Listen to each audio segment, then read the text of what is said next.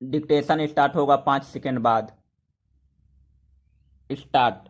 देश में राज्यों ने पिछले कुछ हफ्तों में लॉकडाउन में ढील दी है, पर परस्पर विरोधी और भ्रमित करने वाले नियमों को समझना भारतीय प्रशासनिक सेवा की परीक्षा में आने वाले जटिल प्रश्नों सा लगता है।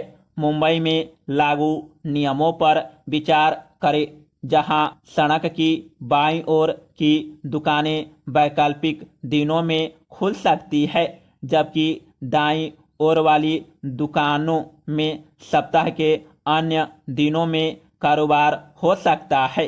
जाहिर है, आपकी दाईं ओर क्या है और बाईं ओर क्या है, यह इस बात पर निर्भर करता है कि आप किस दिशा से आ रहे हैं। अप मार्केट सामान बेचने वाले एक स्टोर ने इसका यह समाधान निकाला।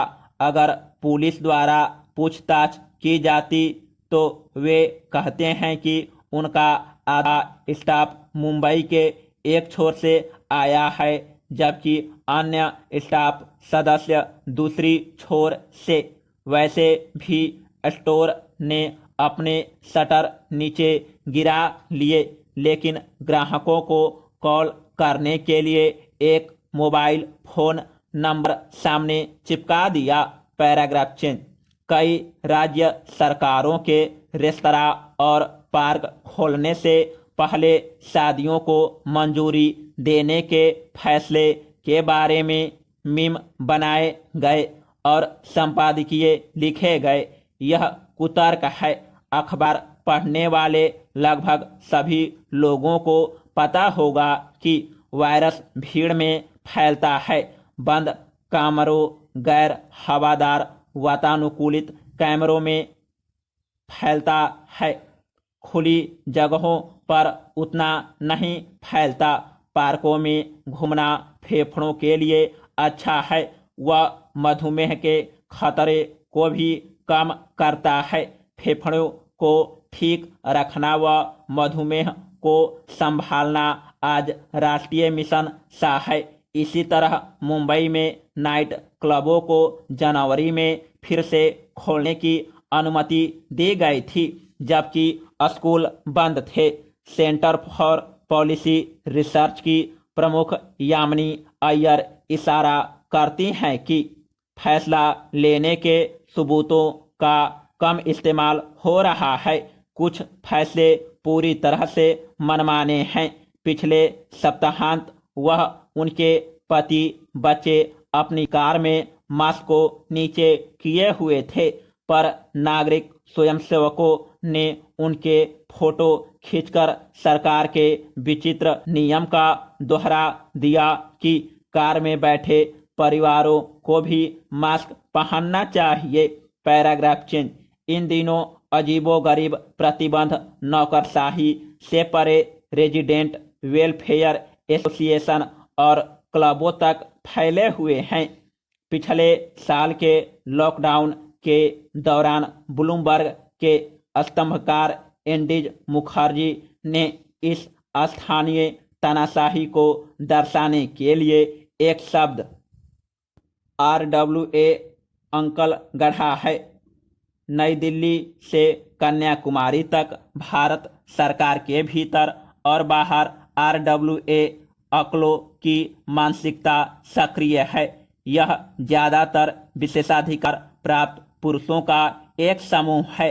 ये लोग आदेश देने के आदी हैं और सुनने के कम अभ्यस्त हैं। Paragraph change. हमारी कोविन वेबसाइट वैक्सीन प्रमाण पत्रों को पासपोर्ट से जोड़ने के साथ साथ एक वैश्विक प्रतिमान बन सकती है, लेकिन जैसा कि कई लोगों ने बताया है, यह भारत में बहुत आगे की चीज है। यहाँ इंटरनेट कनेक्टिविटी अक्सर धीमी होती है और डिजिटल साक्षरता सीमित, जो शायद बताती है कि हमारी टीकाकरण दर मई में प्रतिदिन 20 लाख से बढ़कर 21 जून से 28 जून के बीच लगभग 58 लाख कैसे हो गई। 21 जून से 28 जून तक सभी आयु समूहों के लिए मौके पर ही पंजीकरण की मंजूरी दी गई थी। इससे पता चलता है कि कम ही लोग कोविन का प्रयोग कर पा रहे हैं। जहां तक वैक्सीन प्रमाण पत्र के वास्तविक वैक्सीन पासपोर्ट के रूप में काम करने का सवाल है, तो हम ऐसा नहीं कर पा रहे। दुनिया में कोविन को जैसे काम करना चाहिए वह नहीं कर पा रही है। कोविन पर कई बार कोशिश करने और नाकाम होने के बारे में सबके अपने अपने अनुभव है। Paragraph change.